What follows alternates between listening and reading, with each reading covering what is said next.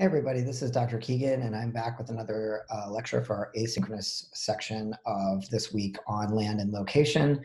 Again, extending our conversation about how US land ended up in the hands of some people and not others. Last class, we talked about settler colonialism as a major factor in the settlement of the United States and the private ownership of land by particularly white Europeans.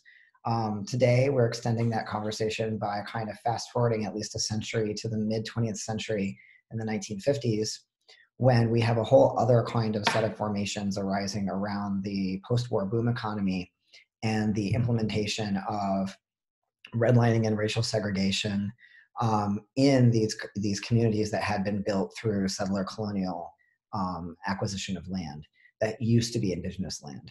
So, we're kind of fast forwarding through US culture right up to kind of the last 70 years or so. And today we are going to be talking about the myth of the model family or the nuclear family. So I'm going to take you over to my slides here. I'm sure a lot of you are familiar with an image like this. This is kind of very similar in a lot of ways to the images that popped up when I Googled American family in my last video, in the sense that we kind of all know culturally as Americans that this is kind of the ideal way your family should look.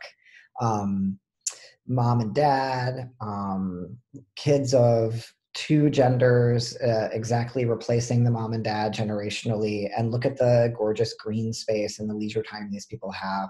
This is an image of middle-class success that I think we still really idealize in US culture. And that was pretty evident given that when I did that Google search, a lot of the images that came up, although some of them did include people of color, looked a lot like this in terms of the class status and the straightness of the American family. And its nuclear form, meaning mother and father and children together living in a single family home, right? So today we're going to talk a bit about how we got this idea that everyone should live this way and this is the best way to live, and also how it's tied up with racial and class politics that come to us out of the middle of the last century. So first of all, just quickly, the ideal model family. It's kind of a myth because the majority of Americans no longer live in nuclear family structures like this, but we still have this myth that it's like the best way to live, and we still all kind of measure ourselves and our own sense of success against this model. It is a very specific social structure that comes out of the period of the early 1950s through the mid 1960s. So only about 20 years of US history. So right away we should notice, if we think a little critically, that this is a pretty narrow band of time in which people began to live like this and then kind of really weren't anymore. And yet these images are everywhere, like all the sitcoms we watch, the advertisements we consume, all kind of reproduce this structure. So that should set us off and get us thinking critically, asking like, well, why is this so ubiquitous in our culture if so many of us don't live like this? In the period between the early 50s and mid 60s, the majority of American families did gain more wealth and security in the post-World War II boom economy. And it was that economy that created the American middle class that we hear so much about today as shrinking, shrinking, shrinking. So, a lot of people just think, oh, the war created all this business. But really what it was that the US government created a lot of benefits programs for people who had served in World War II. So there were actually like what we might call socialist policies in place in the 1950s that gave huge benefits to people, particularly only white GIs, who had served in World War II and then could go to college for free, or could send their kids to college for very little money, or could buy a home for very little money. So there were all these benefits given to people, which kind of created this kind of like financial elevator people could get on, and they could get up into the middle class. Now, it's key to know that this was only true for white men.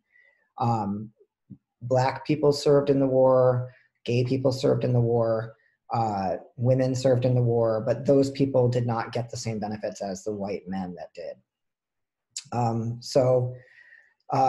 It's kind of curious that even though American culture and the economy have changed so much since the 1950s, we still model normative family structure on this period. And that's the subject of the article I had you read by Kuntz, called What We Really Miss About the 1950s. And in this article, Kuntz asks two questions. First, she kind of asks, like, why has this ideal family model persisted as a myth in America, given the fact that it was only really around as a dominant formation for about 20 years? Like, what explains that? And then secondly, why do people want to go back to the 50s? And then, was it really that great? And if so, for whom? Like, what is the motivation for idealizing this family form? So she's investigating these questions, and they're pretty complex questions, but we're going to tackle them today. So in her findings, Kuntz actually interviews people, and she finds that while most white men in the United States that she is talking to agree that the 1950s was better, significant portions of the women she interviewed and the Black people she interviewed did not agree, for various reasons. And so when we look at her findings and we ask, like, why didn't those people agree? She finds that even though the economic outcomes in the 1950s were more equal for all families and all racial groups, like more people were doing well together than now, there were still significant social and political issues in the culture that prevented women and people of color from participating. So sure, people were doing a little bit better than their parents had done, but if there are laws restricting your voting rights or restricting your health care or the choices that you are allowed to make or the places you're allowed to go, you're not maybe going to be as satisfied as, say, white men who had the benefit of the economic boom without the downsides of these restrictions on their equality. So that explains kind of the two sets of data she finds, where some people really idealize the 50s and others are kind of like, well, I wouldn't really choose to go back and live that time period because I'm a woman and I probably wouldn't be able to have a job or make my own decisions. So when we think about idealizing the nuclear family, or the 1950s, which gave us the nuclear family, we have to kind of think critically about whether this is a way of kind of idealizing a certain kind of inequality in our past. Because the 1950s was indeed more economically equal than our current time period, where we have massive wealth inequality in the United States, some of the worst in the world. The 50s were more economically equal, but they were more socially and politically unequal than our current period.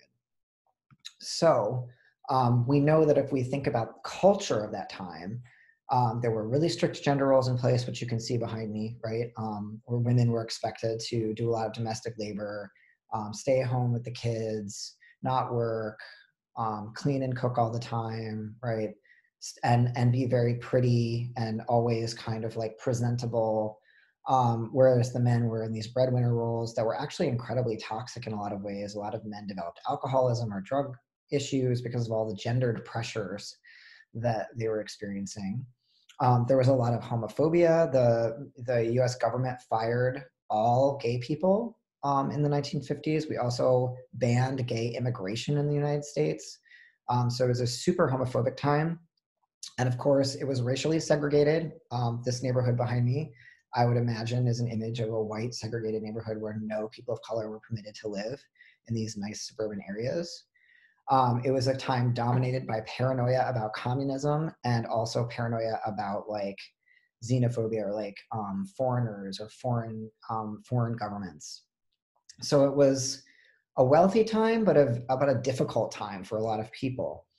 And I mentioned that while there was a lot of support given to white soldiers' families through these things like cheap mortgages and free college attached to the GI Bill, there were people who missed out on those benefits. So Black soldiers who had served in World War II, as well as gay and lesbian soldiers who were discharged, were excluded from those benefits. So we see that even within this more economically equal structure, there were important differences that left some people behind. Now, one of the major issues with the white nuclear family as an ideal is that this ideal was made possible through the implementation of racial segregation after the Civil War. So, racial segregation starts to really be solidified in the 1880s and 90s. And by the 1950s, it's just the way of life in America in many states where if you're white, you get to sit in the front of the bus, you get to sit in the front of the movie theater, you get to live in an all-white community, you go to an all-white school. Um, Black people are not even allowed to shop in the same businesses as you. And it's like a way of maintaining this racial hierarchy that slavery had established and that abolition was supposed to fix, right? But then along comes segregation, it's kind of the same system. So racial segregation is kind of key. It's like the backdrop of a lot of these images of the ideal white family. And we should always keep it in mind when we see these kinds of ideal images.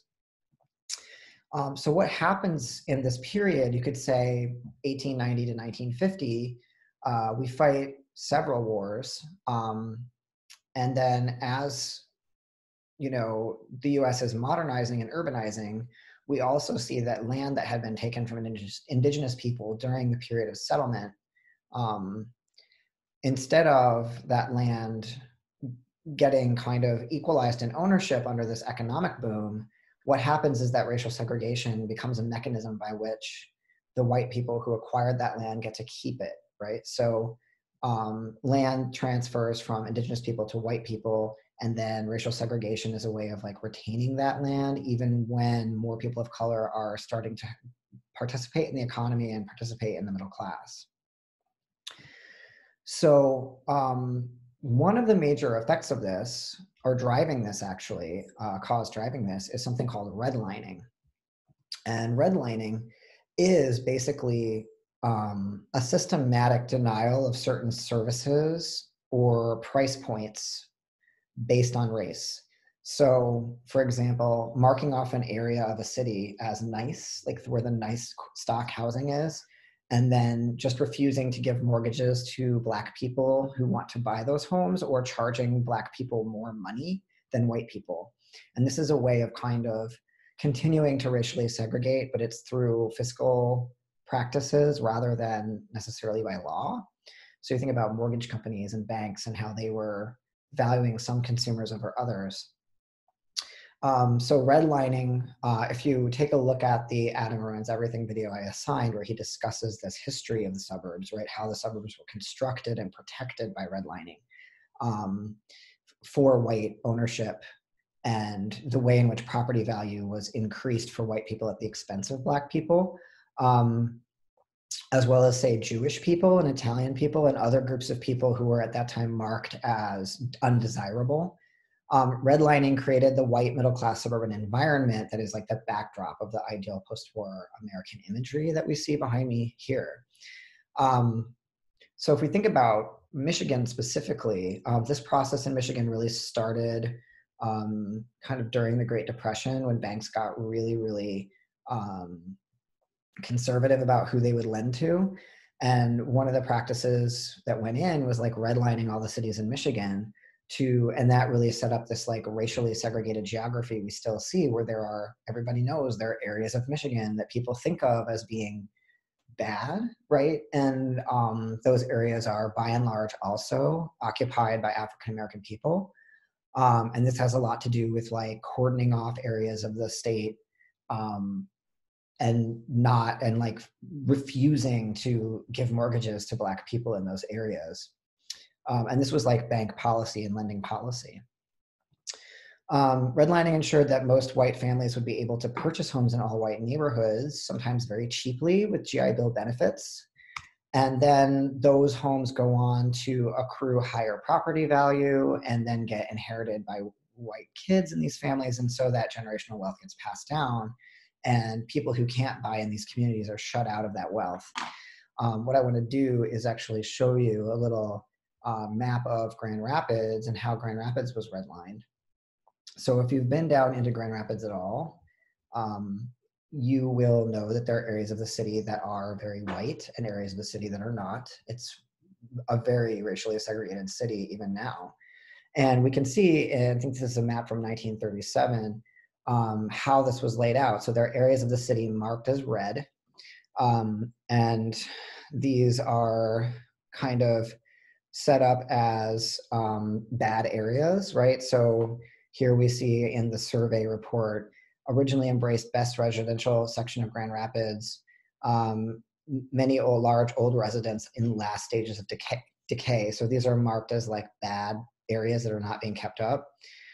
You'll notice that sometimes people's racial attitudes creep into these descriptions. So if we look at the area of Grand Rapids that's traditionally Black, and we read about that area, this surveyor wrote, infiltration of people of lower living standards from Colebrook to Michigan Street Hill is having marked effect on property values. So this idea that bad people are infiltrating, right, coming into a space they shouldn't be in, is really showing up in kind of the way in which this person is evaluating the value and of this area, and like who should be there and who shouldn't. And there's this idea that we kind of need to protect property values and keep these lower living standards people out. If you go just up to, I think this is kind of the area I live in, like Midtown and Fulton Heights, strong Dutch community with all that it implies of thrift. Armstrong and Diamond Streets from Leonard to Spencer are better, C or B rating. Kent Hills contains 7 homes of substantial size and age. So here we see Dutch immigrants who are coded white as strong and thrifty and kind of like the good people, and their homes are worth more and are better than the bad area, right, with the people infiltrating. Now, if you look at how Grand Rapids is laid out today, right, you'll see the non-white population is still very much clustered in those red areas, whereas this green is the whitest, and that is very much where East Grand Rapids is, which actually created its entire own city to kind of get its kids out of the public school system in Grand Rapids. So you can see how these kind of value measures are still with us almost 100 years later in this map. And this is true for basically every city in the state, and basically every city in the country will have some kind of history of this practice. So I'm going to take you back to my slide. So redlining is a big problem, and it's one of the ways in which this ideal picture of the American family, the white American family, was reinforced and made possible. Now, the thing here that Kuntz is asking about, what we really miss about the 1950s, what she's basically saying is that when you interview white people about the 1950s, what you find is that they tend to associate having a largely white and nuclear family style neighborhood, like the one in this picture, with the feeling of economic security. Like if you can live in a place that looks like this, then you're doing okay. That's an image of success, right? But what she's really saying is that there's nothing about it being all white people that means that it's a middle class area, right? Like, why are economics and race overlaid in people's imaginations this way?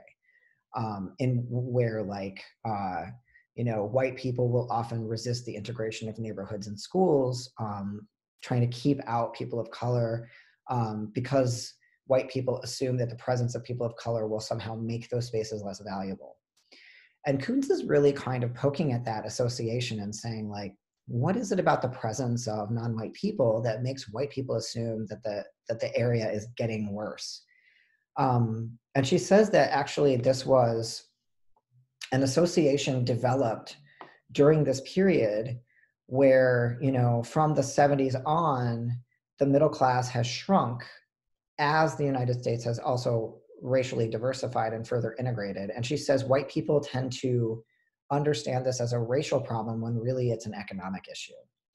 So she says, like, the primary problem making it more difficult today to achieve middle class status is actually not the issue of racial integration. Like, racial integration actually tends to equalize people rather than driving inequality more. We're going to look at this with schools, like schools that racially integrate the students. The white students do just as well as the Black students. It's not that the white students do worse because of the presence of Black kids. It's just that everyone does better. And the same is true in these neighborhoods, right? Like there's nothing about the presence of non-white people in a community that makes it less safe or makes it less valuable or makes the homes worth less money. What happened is that as the country diversified more, and as racial segregation was illegalized and integration happened, we also saw changes in economic policy that started to shrink the middle class. And white people tend to associate these two things together, even though they're not linked. So the primary problem making it more difficult to achieve middle class status today is actually not the presence of people of color, but instead the withdrawal of federal aid programs that created the middle class in the first place. So we very rarely pay attention to the fact that the United States government has rescinded so many of the benefits programs that people in the 1950s had access to. People did better because the government helped them more, not because they were successful at shutting out people of color. So the thing that actually made the nuclear family possible was the 1950 to 1975 economy. And this economy, as you can see, right, everything went up. People went up together. People were like getting better. They were doing better than their prior generation. Wages went up in all sectors of the economy, and for all people in the economy, even people of color who were, again, being paid less, but they were still doing better. They were being paid less than white people, but they're still doing better than people of color were. But then right around, you can see it right around 1975 and then into 1979, what happens? Average hourly compensation flattens, average hourly wage flattens. People are not making substantially more money now than they were in 1978. And this has to do with the fact that we changed our economic policy and we started giving a lot more power to people who run companies. And the power of workers has really been reduced. And this has impacted everybody. And then look at productivity though. Like we're still turning out way more products. We're still working way harder than we were.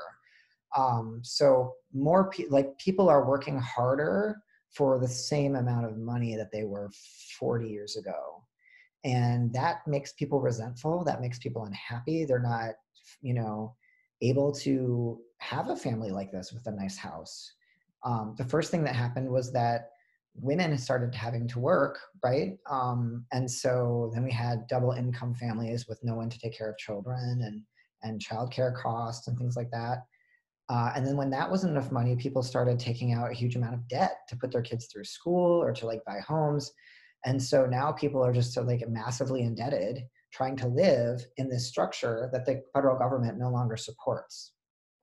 And the problem is, and I'd have you think about this in terms of our current moment, is that I think a lot of people are aware that it's not as easy to get by in the US anymore.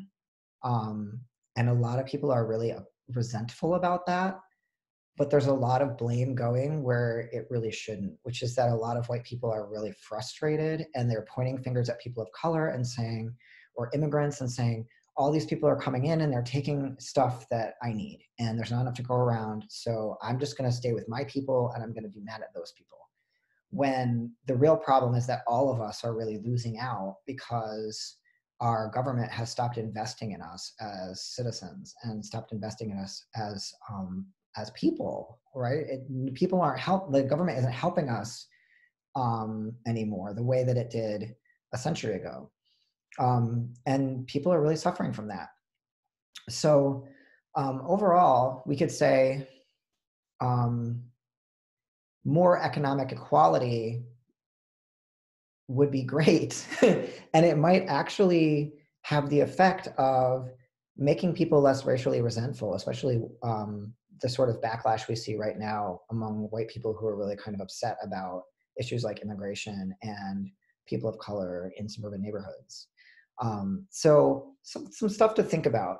And I'm going to leave it there. And don't forget that your reading journal is going to be due on Sunday evening. So this whole week of land and location is going to be kind of, um, fair game for you to reflect on and think about. So have a great evening, and I will stop this session.